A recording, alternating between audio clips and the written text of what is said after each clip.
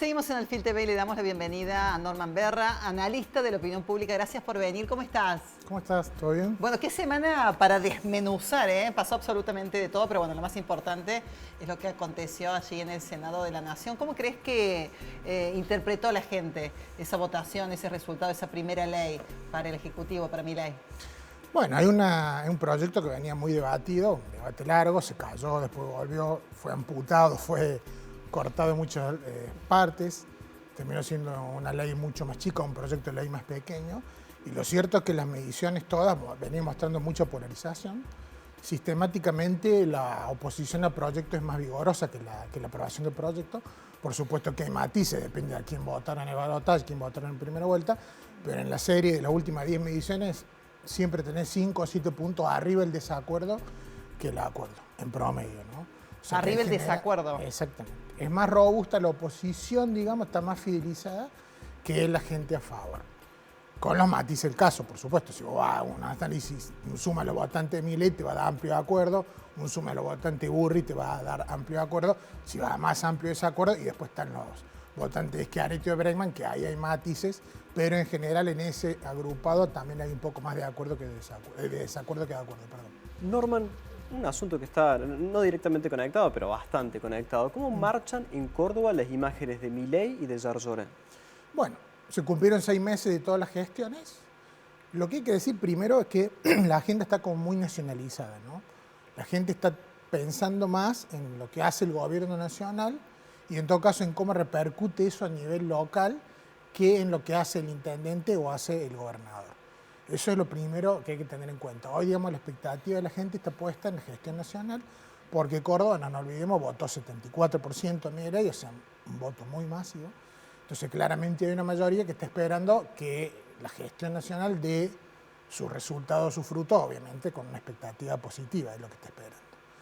En ese marco, tanto el gobernador como el intendente enfrentan una situación difícil porque en general el ajuste o el recorte del gobierno nacional impacta en las finanzas provinciales en términos de menor recaudación, en el recorte del FONI, en el recorte de transporte, y esos son áreas de injerencia directa de las dos administraciones. Entonces están como apretados ahí en un gobierno nacional con expectativa y por otro lado sufriendo el impacto del ajuste nacional. ¿Pero tenés números de imagen? Sí, en general el gobernador y el intendente están con números mejores de los que asumieron, mejor dicho, de los que resultaron electos. No nos olvidemos que Yarlora sacó un poco más del 42% de los votos y Pacerini sacó casi 50, ¿no? 48, 49. Creo. Los dos están por arriba de esas cifras. En la encuesta recién comentábamos fuera de aire con vos, que también depende cómo lo midas, porque algunas consultoras miden positiva y negativa, otras miden positiva, regular y negativa. Siempre cuando vos le das el regular a la gente más neutra se te refugia ahí y por ahí ni te condena ni te premia, ¿no? Pero en el promedio diríamos que los dos están mejor en sus números que los votos que sacaron como mandatarios. ¿Y Milei en Córdoba también ha subido su imagen respecto de la elección? En ese caso no, porque Milei saca el 74 en el balotaje, pero ahí tiene muchísimos votos prestados. Claro. Hoy el promedio de imagen positiva de Milei en las últimas 10 encuestas es de alrededor del 60% en Córdoba, alto, pero 14 puntos por abajo de los votantes que tuvo, ¿no? Ojo que esos votantes no es que ya están desaprobando con una negatividad. Una parte sí, pero otras partes están en el no sabe o a la expectativa. Hay mediciones con respecto a Luis Juez y vos crees que capitalizó el senador su relación con Milei, que eso le juega positivo. No, porque hoy el electorado no está mirando lo que hace el Senado ni lo que hace el Congreso. En realidad es un análisis muy para la micro, ¿no? Para los líderes de opinión, para los periodistas, para los analistas. Pero si vos le preguntás a la gente quién votó a favor o en contra, salvo el especialista o el muy politizado, no tiene un registro de eso. Y lo que sí estamos viendo en los estudios cualitativos, y esto no es una novedad, pero está bueno insistir en ello, venimos de un año donde votamos 3 veces para presidente, una vez para gobernador, uno para intendente, y la gente se saturó de la política. Entonces hoy el votante politizado sí va a mirar qué hace Juez, cómo votó Vigo, qué hizo Natalia de la Sota, ¿se entiende? Pero si vos preguntás, para usar un cliché a Doña Rosa, no tiene idea, entonces es muy difícil capitalizarlo eso. Y en la misma respuesta me daría si te preguntara por De Loredo, imagino, su posicionamiento un poco gris respecto del gobierno nacional tampoco lo ha impactado. Tampoco. Si vos vas al microclima, sí te van a decir, pero están enojados a unos radicales. Pero estamos hablando siempre de microclima. En general, los dirigentes políticos, salvo los que están en gestión directa, el presidente, el gobernador, el intendente, aquellos que son candidatos a cargos que después no ganan, caso de Loredo, caso juez, o los candidatos en elecciones intermedias, candidato a diputado nacional y candidato a senador, tienen picos de registro muy alto en campaña política y cuando es el día de la elección y después entran en una latencia. No digo que desaparecen del radar, pero no es que tienen un alto registro de imagen. Ni se caen, ni se desploman, ni se disparan, digamos. Norman, ¿qué registro tienen los cordobeses sobre el plan económico de Javier Milei? Y en ese marco, ¿cuál es la preocupación que tienen los cordobeses? En primera instancia se hablaba mucho de la inflación, ahora del desempleo. ¿Qué es lo que han medido ustedes? Está muy buena la pregunta porque hoy publicamos en Canal 10 y 24 años una nota con el cambio de agenda y se ve claramente la última encuesta que hicimos en Delfo a nivel nacional. Primero te llevo a Nación. Por primera vez aparece la corrupción por arriba de inflación. Corrupción. Ojo, porque eso sugiere, no lo digo como una afirmación categórica, pero sugiere que el escándalo del Ministerio de Desarrollo Social empezó a permear en la gente. Por los alimentos. No dicen la corrupción de Milei, dicen la corrupción. Pero, digamos, datos, es la primera vez que aparece eso de que se mide. Y segundo, cuando hablamos de Medellín en Córdoba, que los colegas de Pulso Social compartieron una medición que también la destacamos en esa nota, muestran claramente que hoy bajos salarios, pobreza y miseria te empiezan a desplazar a la inflación como el principal problema. O sea, se está viendo, diría yo que acá el desafío del gobierno es salirse de la agenda monotemática de superávit fiscal y alta inflación, porque la recesión que ha generado está generando nuevos problemas en la agenda social, que si el gobierno se queda parado en el discurso de la baja en inflación, va a quedar descalzado de la demanda social.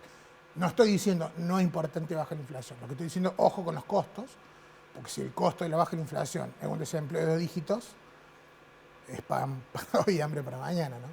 Norma, según las mediciones que manejan ustedes, no sé si tienen también cualitativas, pero ¿cuál es la diferencia en la imagen que identifica el cordobés respecto de la imagen del actual gobernador y de su predecesor, Juan Schiaretti?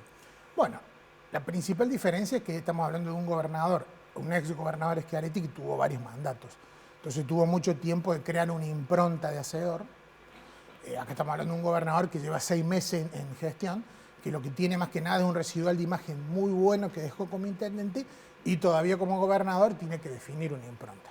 Ahí, digamos, está con un desafío interesante porque viene con la continuidad de un sello político muy exitoso que viene ganando elecciones hace un cuarto de siglo y con 2 exgobernadores, fallecido Lozota y Schiaretti, que tuvieron varios mandatos, donde obviamente vos tenés mayor posibilidad de desarrollar una gestión para dejar una impronta muy marcada. Eso en 6 meses es muy difícil, prácticamente imposible hacerlo.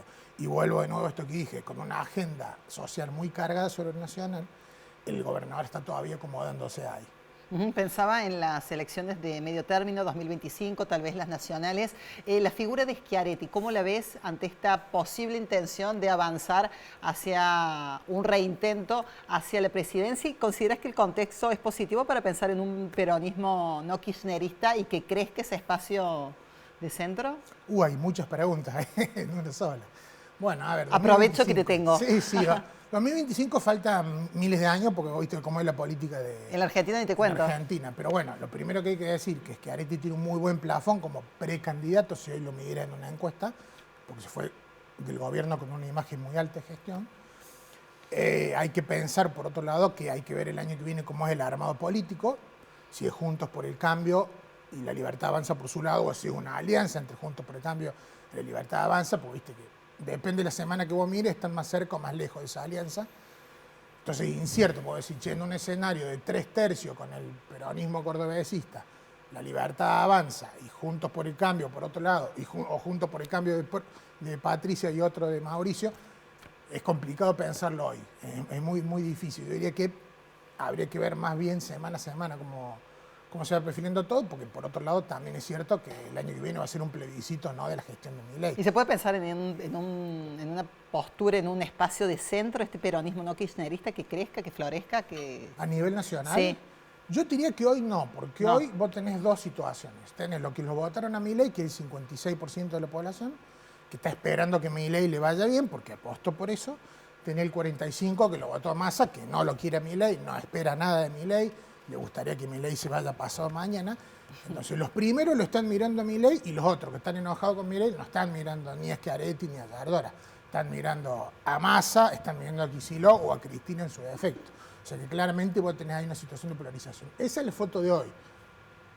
De acuerdo a cómo llegue Milei el año que viene, esa foto se puede ampliar y darle lugar a un tercer actor o a una vía del medio, o puede volver a polarizarse en la polarización clásica de anti y a favor, ¿viste? Norman, lo último porque estamos ajustados de tiempo, pero es imprescindible que te lo pregunte. Estamos a una semana de las elecciones de Río Cuarto, el peronismo va dividido, pero lo que era Juntos por el Cambio también está fragmentado, la UCR tiene una oferta, el PRO tiene otra oferta, y entra un jugador nuevo, que es Lambergini, desde el Partido Libertario. A mí me han dicho que no mide mal, obviamente no para competir en los primeros lugares, pero ¿en qué medida podría incidir en el resultado final, entendiendo que tan fragmentada está la oferta que no hace falta por ahí tener más de 30 puntos para acceder a la intendencia? ¿A quiénes saca, no? Claro. Bueno, una consideración. En general, en el seguimiento de la encuesta que venimos haciendo, Lambergini medía bastante poco hasta que nos llegó un informe hoy de Explanans, donde mide 10 puntos, que no es poca cosa, llega a los 2 dígitos. Primera consideración, si vos ahí lo metés a ese actor con un 10 puntos o lo ajustás a un promedio, teniendo en cuenta las otras encuestas, tenés una elección para alquilar barcones de triple empate entre Parodi, Nazario y de Rivas. Entonces voy a decir, che, a 7 días que tenga un escenario de triple empate, digamos, donde la diferencia que se sacan son menores al error muestral de 2 o 3 puntos, realmente una elección, digamos, que no se va a hacer en este último momento. Pero le agrego una complicación adicional, que tenemos 2 fin de largo consecutivos. Este de 3 días, después una semana hábil de 2 y un fin de largo de 4. Desconexión absoluta. Entonces, esa elección, dicho brutalmente, la va a definir quiénes se van y quiénes se quedan. Porque si se quedan más los varones que lo votan más a un candidato, o las mujeres que lo votan más a otro candidato, o se van los niveles económicos más altos, más bajos, tan delicado así es el tema de la concurrencia el día de la elección. ¿Y ese crecimiento del libertario, a quién le quita votos? Y a priori diría que es una mala noticia para el candidato radical. Para Parodi. Para Parodi. A priori, ¿no? Pero digo, insisto, también es cierto que la división del peronismo en principio debería allanarle el camino a Parodi. Pero digo, voy a decir una obviedad, si se van más los votantes radicales de vacaciones el fin de largo, de nivel socioeconómico alto, y bueno, puede ganar Nazario, más el aparato, se supone. Claro, sí, tal cual. Norman, muchas gracias por participar del programa.